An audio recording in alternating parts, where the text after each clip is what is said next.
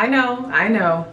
You probably read the title of this and was thinking like, home birth, C-section, those don't really go together.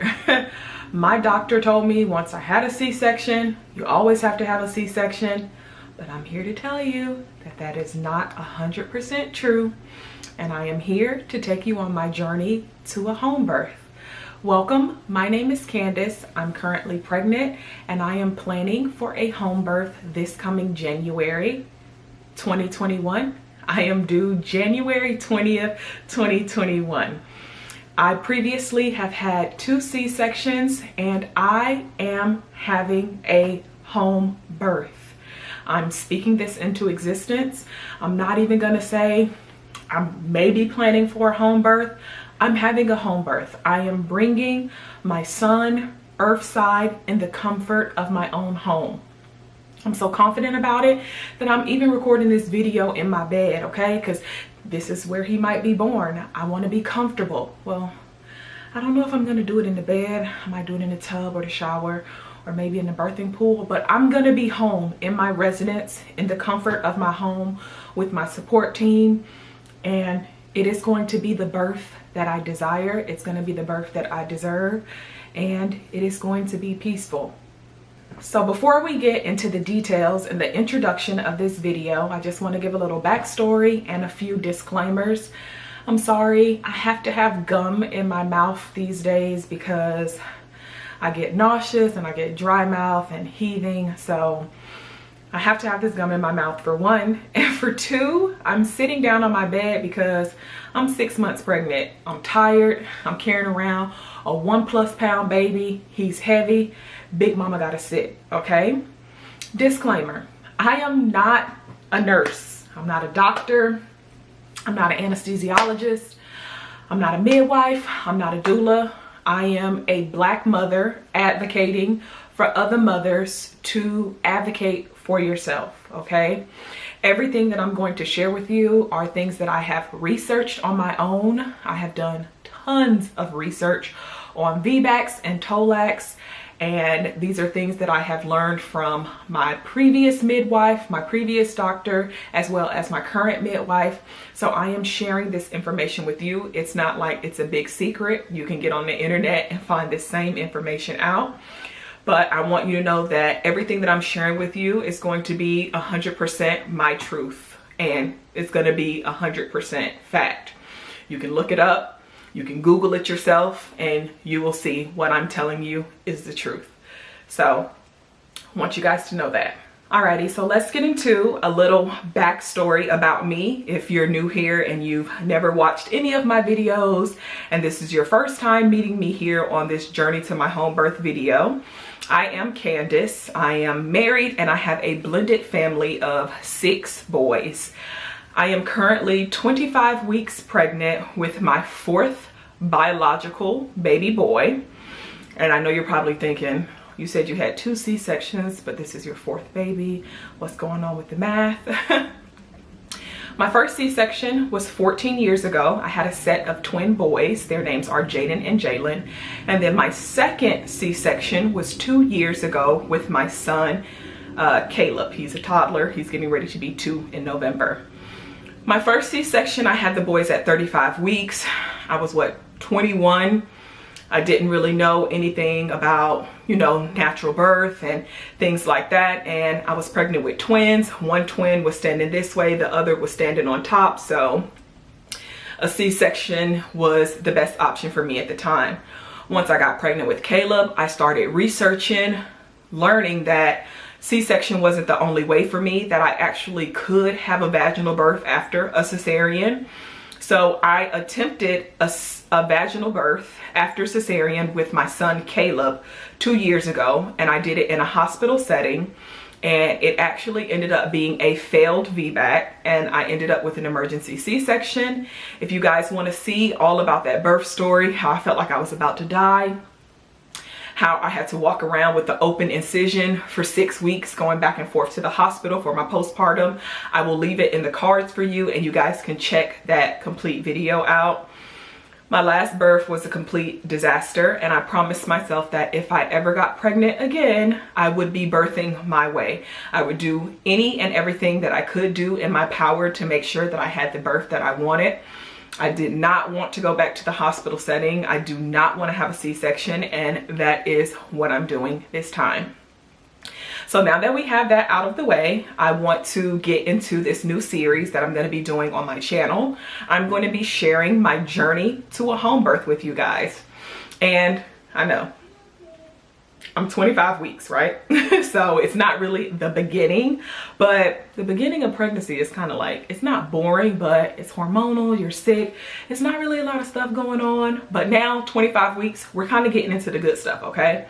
Like, I'm getting ready to do my glucose. I'm getting ready to get birth photographers. I got to start doing my birth affirmations and reading and taking my supplements and getting my uterus ready and strong and good to go. And I'm going to be setting up for the home birth and going to see my midwife every 2 weeks. And this is when things are getting interesting. So this is when I wanted to start the journey. If you guys aren't following me, be sure to follow me on Instagram. I will put my I will put my handle right here. It is Naturally Candace. I post consistently on my Instagram every day, all the time. And that is the best place to get updates with me and baby Canaan. That is his name. My son to be's name is Canaan Jacob. So Instagram is the best place to follow me if you want a more day-to-day update, but I am going to be doing these vlogs, posting them every week until it's time for me to do my home birth.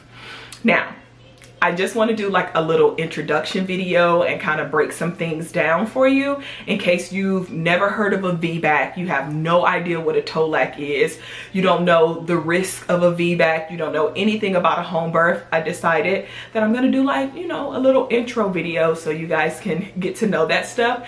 And then next week is when I'll actually start like the vlogs and we'll be really getting into it. And I'm going to go see Miss Brenda, my midwife, and things will be fun. But for this video, it's gonna be me just sitting here talking, giving you some info, and it may be kind of boring. I don't know, maybe you like it. You should like it. Not you should, but it's interesting stuff to know this stuff, okay? But let's get into it. I made a little list of things that I wanted to cover in this video. The first part of the video, I wanted to just give a little information and education about VBACs.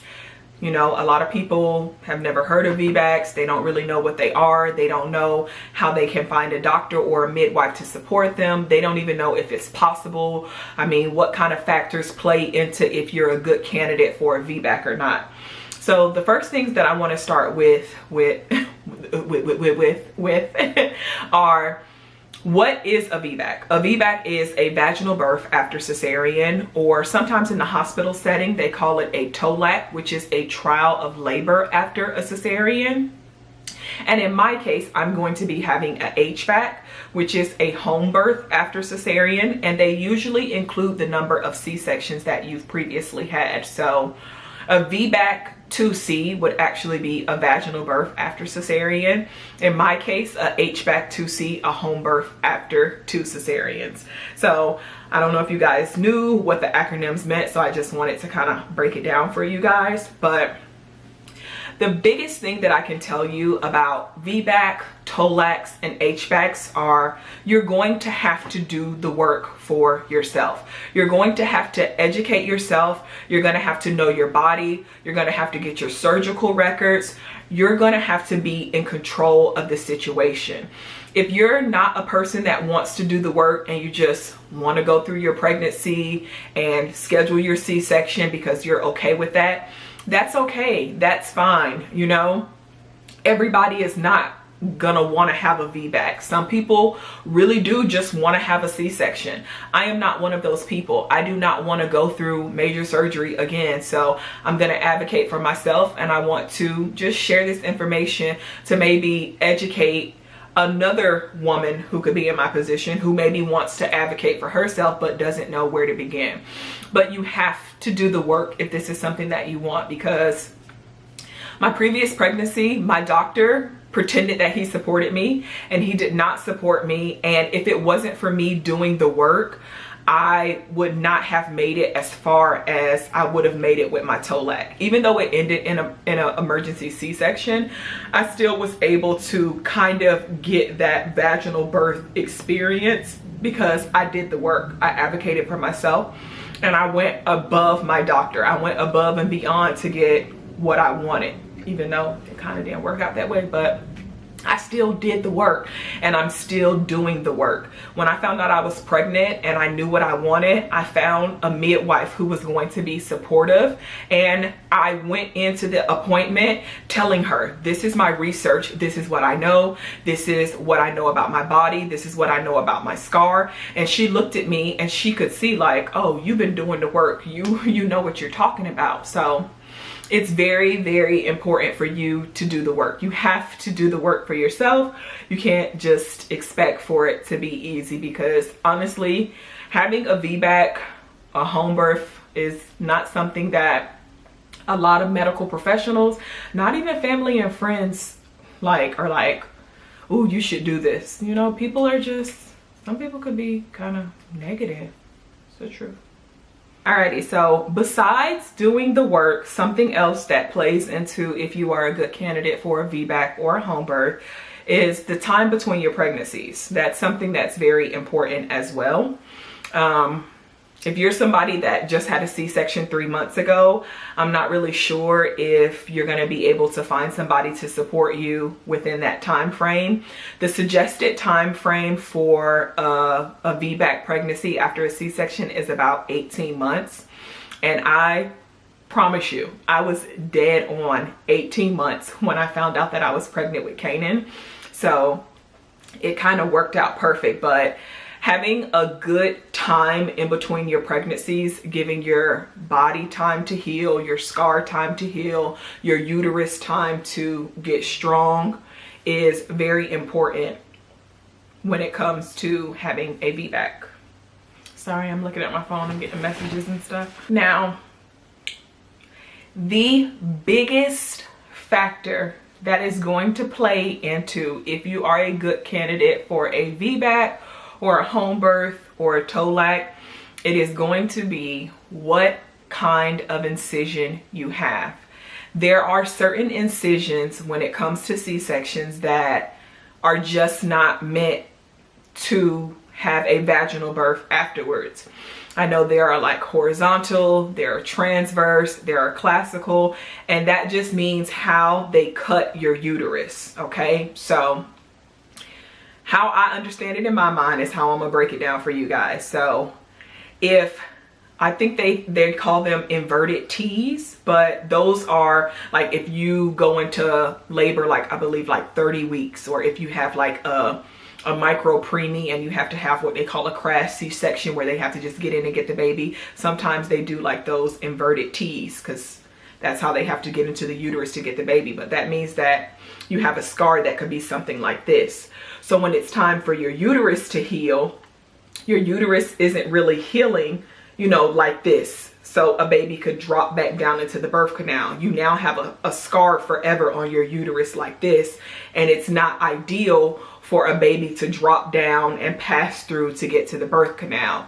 So I'm pretty sure that those people with inverted T's are not people that they suggest to have VBACs.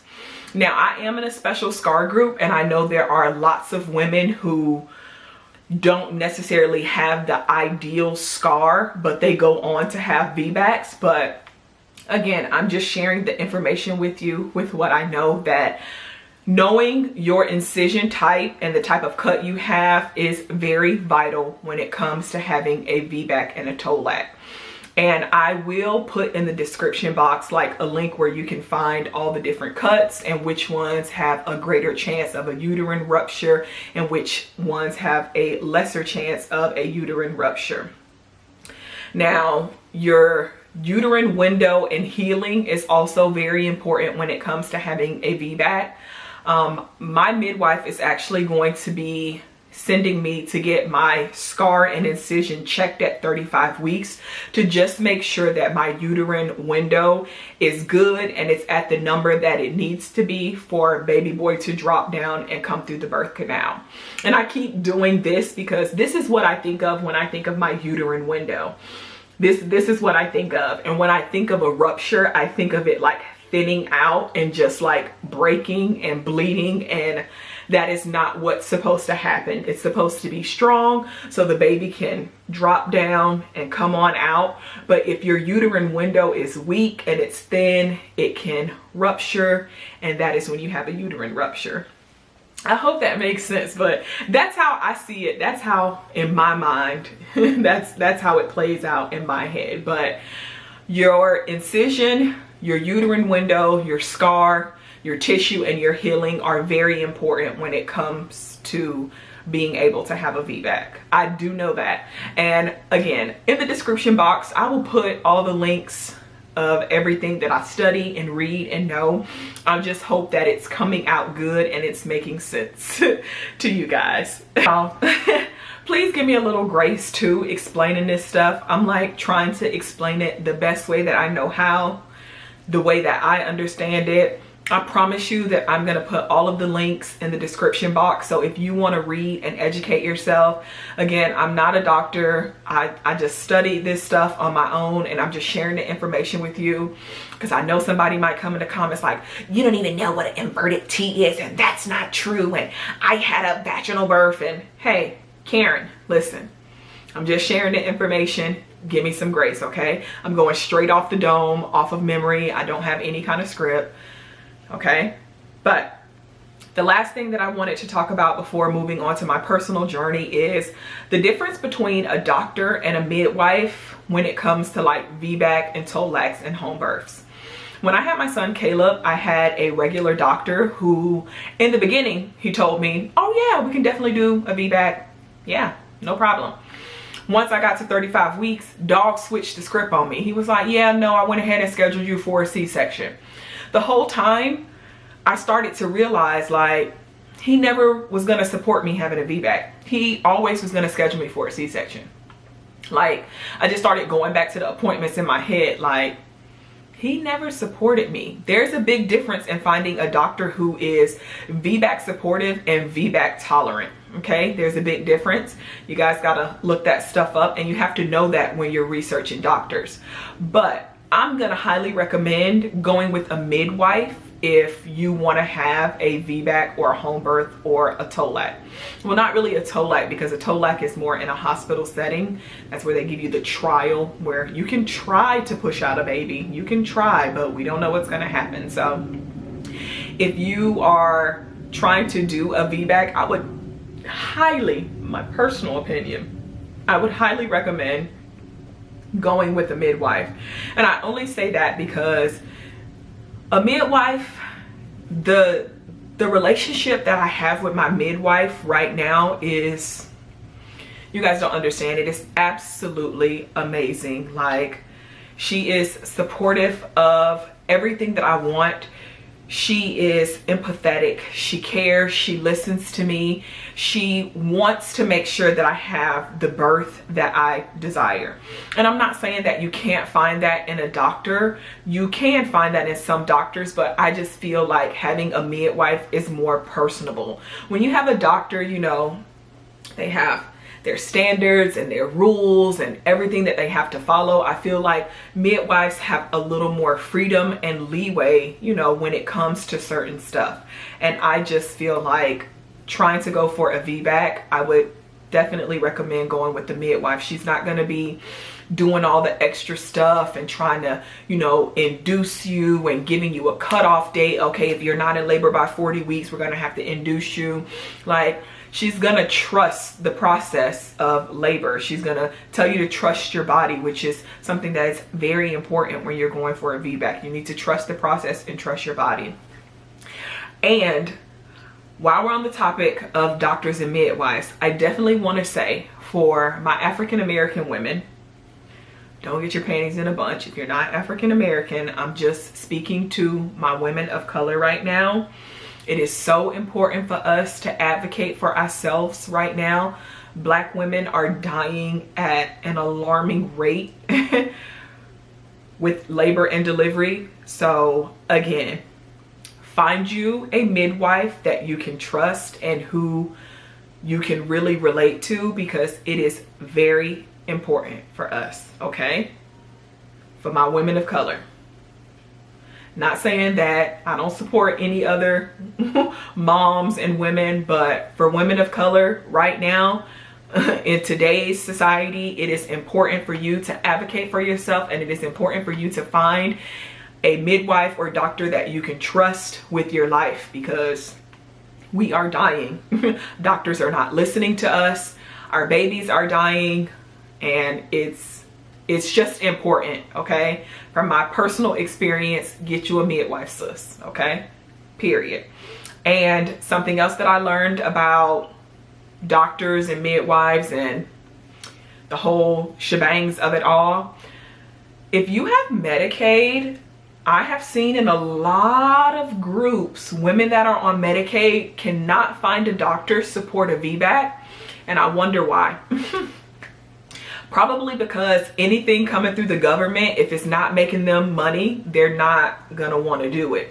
You guys know that doctors make hella more money when they can schedule you for a C-section as opposed to just doing a regular vaginal birth. Scheduling you for a major surgery equals more money for them. So of course, if you're on Medicaid, they're not going to do anything that decreases their income. So just something that I have noticed over the last couple of years in a lot of my like birth groups and stuff, women that have Medicaid, and that's not just black women, that's white women too, Indian, Spanish, all the women, any color women that's on Medicaid, they are having a hard time finding a doctor to support a VBAC, and there's no coincidence there. I'm telling you, there's no coincidence. They want to get paid.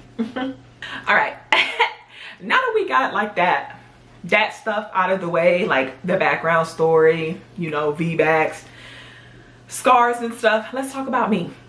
Let's talk about why we're here. My journey to a home birth, what I'm doing to prepare. I've gotten so many people ask me like, girl, are you serious? You really want to push a baby out? Do you know how painful that's going to be? Girl, I had to have an epidural. Those people I have completely cut out of my life. I do not need that kind of energy around me. I do not need those kind of thoughts running through my mind. I am focused on positive affirmations day in and day out. My body can do this. I can do this. I was made to do this. I am going to do this. I am having a home birth. This is going to be the birth I desire. These are the things that I play in my mind constantly on a daily. I had a moment earlier this week where I texted my husband and I was like, babe, I don't know if I'm going to be able to do this. I'm getting nervous. I got 14 weeks. Even my husband is telling me, babe, you can do this. It is so important to speak life into yourself. And I am a firm believer in you manifest the things that you desire and want in your life. So that is why I am starting this series. I know that I am going to have a home birth. I know that I want to take you guys along for this journey. I know that it is going to be everything that I want, everything that I desire. And that is why I feel like it is so important to speak those positive things into yourself and into your life on a daily basis. Soon, I'm getting ready to start writing my positive affirmations. I'm going to have them all over my house. I'm going to have them on my nightstand. I'm going to have them in my bathroom. I'm going to have them in my kitchen, because those are the things that I want to see on a daily basis to keep me motivated. You can do this, Candace. You can push this baby out. You can have this home birth. Don't let any fear run through your body. This is what you want. This is what you deserve. This is what you're going to have. Okay? So, positive affirmations are definitely on my list of my home birth and how I'm preparing for labor. Secondly, I don't know how to give birth. So I am reading tons of books. I have two that I'm going to share with you, but I know it may sound crazy, but I've had 2 C-sections. I don't know, like, what does a contraction really feel like? Like, I know I've had cramps before, and I know with Caleb that I thought I was having contractions and tightness in my belly, but is that really what a contraction feels like? Like, how will I know, like, the different phases, and how will I know if I'm 5 centimeters dilated, or when will I know to push, and how do I push? Do I push like I'm pushing out a turd? Or do I push like I'm peeing? Or is he just gonna fall out of me? Like, I don't know anything about birth, especially not natural birth. I don't really know what to expect. So I'm reading. I like to educate myself. And one of the books that I'm reading is Ina May's Guide to Childbirth. I love this book because in the beginning of this book, it's filled with tons of birth stories from these midwives. There's actually a story in here that I love so much because the mom, I have it even bookmarked. The mom had 2 previous C-sections and she went on to have a natural birth.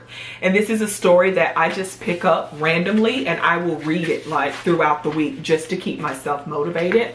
And I am almost done with this, but in the back, it breaks down like the stages of labor and your body and what you can expect and how to deal with pain management. So this is the book that I am almost done with. And then my next book that I'm going to be reading is Birth Without Fear.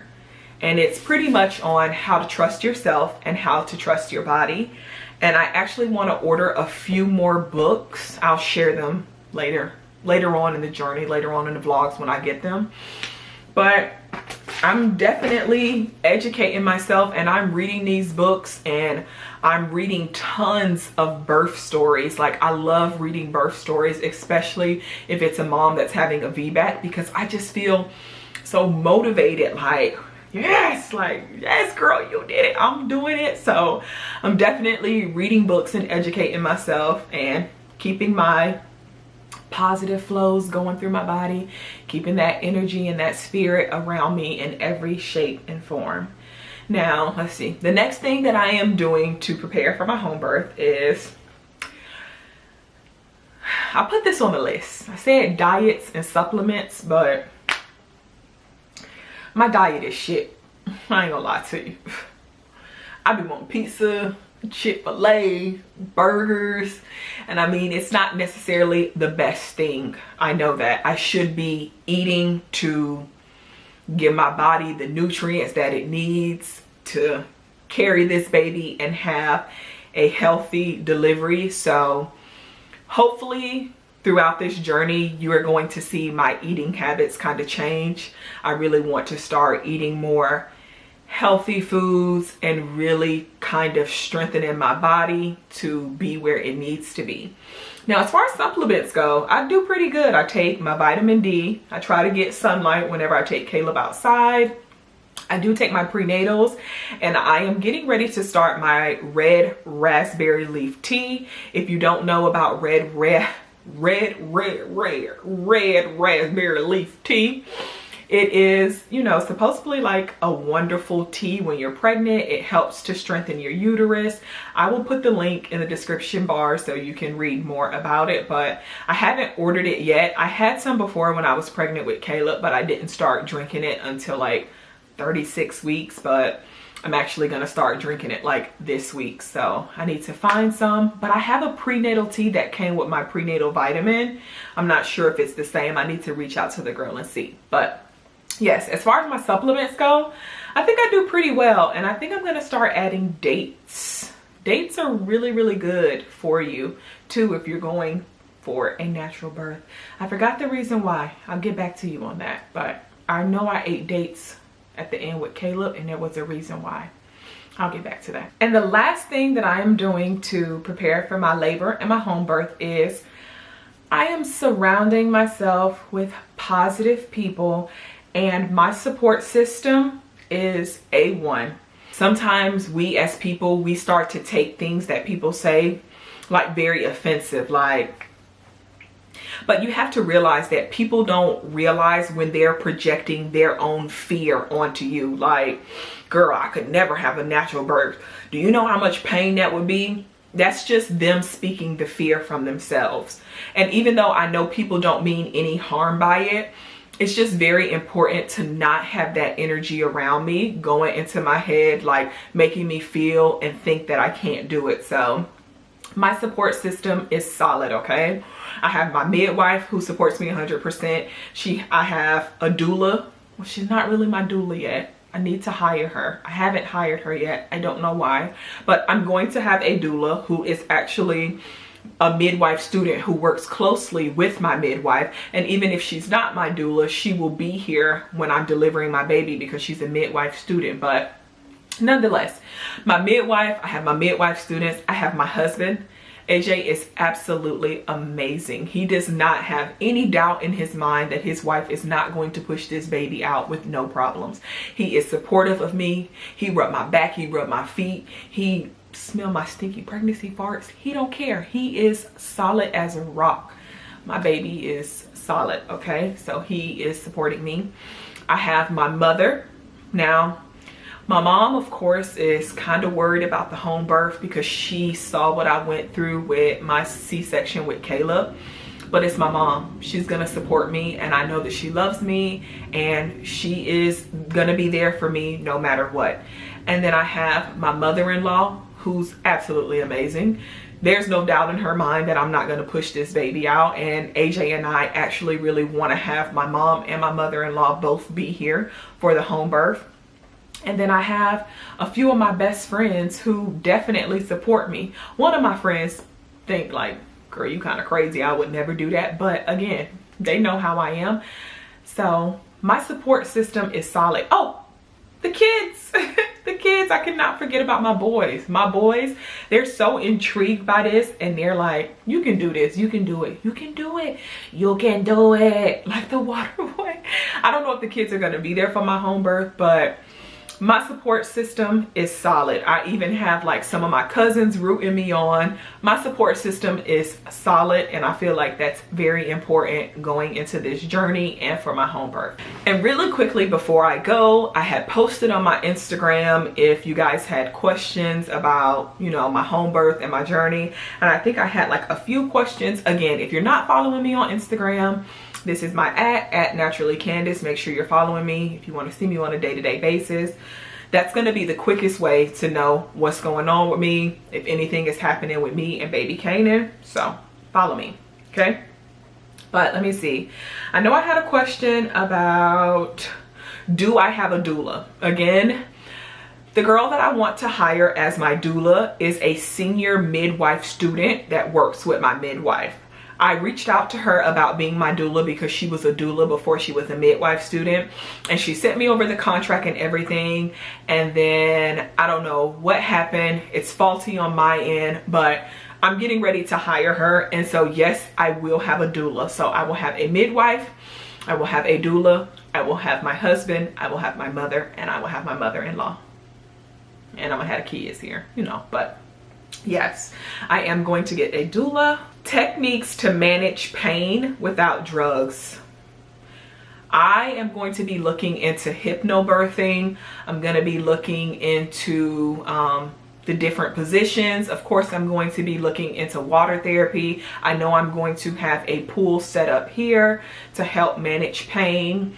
But besides the hypnobirthing and the positive affirmations and the water and having my doula help me with my hip and my back exercises, that's pretty much all that I'm going to be doing for pain. And I want to just say really quickly that I'm not even going to associate the word pain with my birth, okay? Pain and birth don't go together, okay? Surges to bring my baby closer to me, that's what I really want to start getting my mind trained to look at. I don't want to feel, I don't even want to think that there's going to be pain, because it's not pain. My body is just doing what it needs to do to bring my baby earthside. So we'll get more into that as the journey goes along. And then let me see, am I recording it? Duh. Yeah, I am definitely recording my home birth. Now, am I going to go live?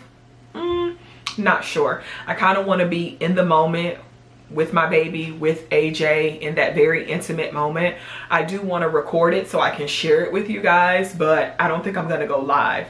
Definitely going to record it. Definitely going to post probably snippets of it so you guys can see. And then another question I have was, can I do a video on breastfeeding? I owe y'all a video on breastfeeding. I went so hard for Black Breastfeeding Week and I dropped the ball on the video because I just was not feeling well, but I promise y'all I'm gonna get you a breastfeeding video. I owe you guys one. Y'all know I'm breastfeeding Kanan. I am a advocate for breastfeeding. Every mom should breastfeed. And I'm not even gonna get into it because I already know the comments. You're shaming moms. Fat is best. Breast is best, and that's a fact, okay? That's a fact of life. But anyways, I know you guys are tired of hearing me ramble. Thank you guys so much for joining me on this video. I hope it made sense to you. I hope you enjoyed it. I hope you're intrigued and you're interested and you want to take this journey to a home birth with me. If you have not, be sure to subscribe. Make sure your notification bell is on so you're not missing any of the vlogs or the journey videos. Make sure you like this video and give it a thumbs up. If you have any questions, comments, concerns, if I said something that didn't make sense, be sure to leave it in the comments. I will respond back. Make sure that you are following me on Instagram at naturallycandace. And that's it. Until our next journey to my home birth vlog, we got to shorten it up. Until our next home birth vlog video, I will see you guys later. Bye.